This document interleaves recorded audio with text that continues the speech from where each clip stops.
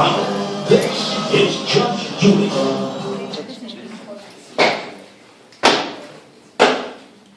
Please rise. Do you swear to tell the truth, the whole truth, and nothing but the truth, so help you life God? Please be seated.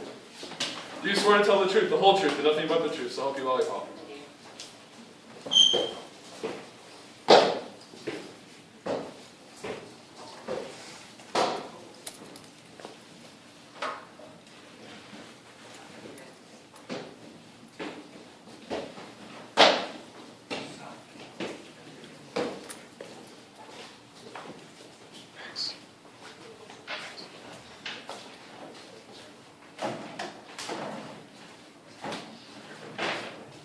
Do you swear to tell the truth, the whole truth, and nothing but the truth, so help your life God?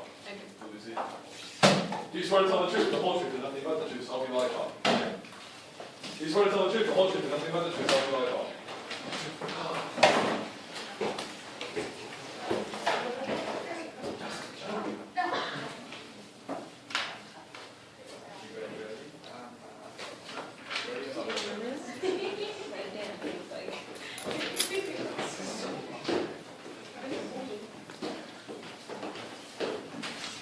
Do you swear to tell the truth, the whole truth, and nothing but the truth, so help your life God? I swear to tell the truth and nothing but the truth, so help me God.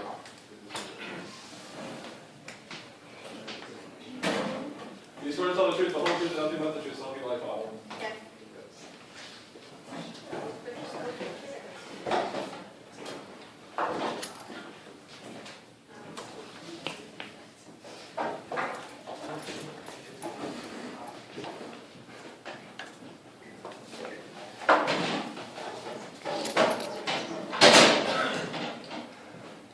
Do you swear to tell the truth, the whole truth, and nothing but the truth, so help your life God?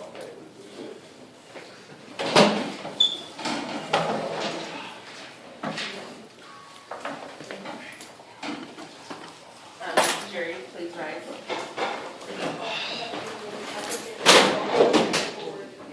Do you swear to tell the truth, the whole truth, so help you lollipop? I do. Courtroom, please rise and pledge allegiance. Put your right hand over your heart. Ready, begin. I pledge allegiance to the flag of the United States of America and to the republic for which it stands, one nation, under God, indivisible, with liberty and justice for all.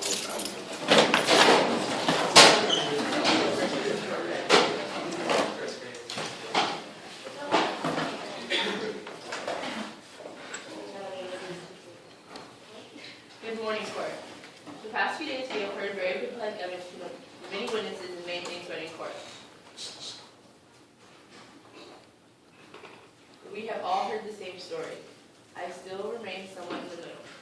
As we hear and as we reflect, these are a few things that have really moved me and me think. His letter to the king and queen, personal logs regarding his discovery has been printed in this spirit among the population. The papal bull, the banquet chestnut. Okay. As we heard opening statements from first in the trial, we start with the prosecution. The prosecution thought the trial was a waste of time in the first place, and they jumped the gun saying Christopher Columbus is 100% guilty for what he's being charged with. This is a quote from there. Okay, slow down. Slow down and speak up. Okay. Christopher Columbus is guilty. The trial is a waste of time. Everyone in this room knows the man is guilty of more than one offense. Christopher Columbus is responsible for genocide, theft, abuse, arson, human trafficking, kidnapping, and slavery. The list goes on. His actions were unethical, and he deserves to be prosecuted to the highest extent of the law. There is no excuse for what he did. His main purpose on his voyage was to convert everyone in Christianity and bring back gold, another item, for the king and queen. But was his mother included? Christopher Columbus is a free man. Christopher Columbus is a free man with the blood on his hands. No argument can show that he is responsible for the crime he committed multiple times. And this is another statement. Christopher Columbus was also not the first man to find the Americas, nor was he the first to discover the earth was round. He was the first, however, to commit genocide and to transport slaves to America. Nearly the first thing Christopher Columbus did was kidnap a few natives to give his information about information about wherever he wanted about the islands. His men burned down villages and almost wiped the entire population indigenous.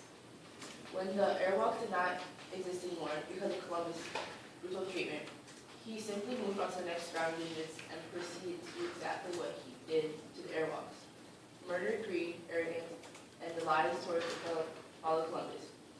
And his men were wherever they went. He showed no mercy on the living in the Americas. Opening statement for the prosecution. Then as the days unraveled, we heard from the defense, as we learned that the Queen bankroled his expedition. Then I thought, couldn't she be the root of all evil, and couldn't Christopher Columbus acting under the Queen, or was it he really that corrupt?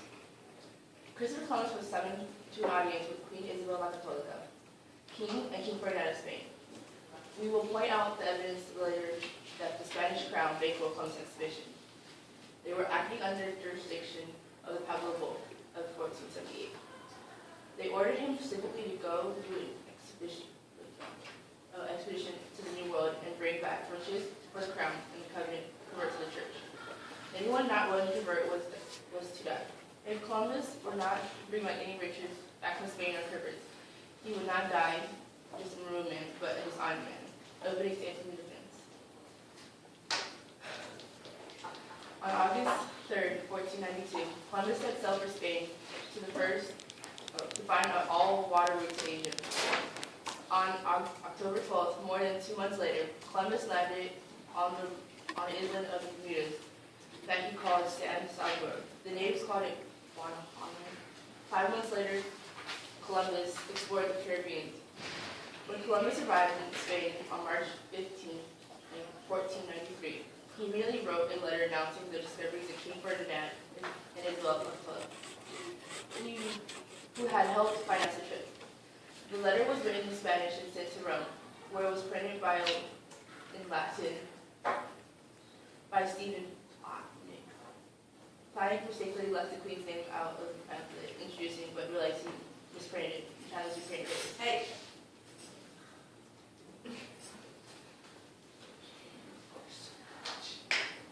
I have determined to write you this letter to inform you of everything that has been done and discovered in the voyage of mine. On the 33rd day after leaving Trinidad, I came into the Indian Sea, where I discovered many islands inhabited by numerous people. I took possession of all items in most fortune king by making public acclamations and unfurling his statement. No one making any resistance. The island is called Juana, and as well as the others in its neighbors, it's extremely fertile. It has numerous harbors on all sides, very safe and wide, above comparison with any I have ever seen, though it may flow very broad and healthy giving rivers. And there is in it numerous very lofty mountains. These entire islands are very beautiful and of quite different shapes. Easy to be traversed, full of the greatest variety of trees reaching the stars. In the island, which I have said was called Hispania, there are very lofty, beautiful mountains, great farms, groves, and fields, most fertile both for cultivation and pasturage, and well adapted for constructing buildings. The convenience of the harbors in the islands and the excellence of the rivers of volume and salinity surpass human belief, unless on should see them. In the trees, pastures, lands, and fruit different much from those on Johanna, besides the sprouting fawn and the various kinds of species. Golden metals, the inhabitants are all, as I said before, with any sort of iron, they have this view of arms, which is entirely known to them. Okay.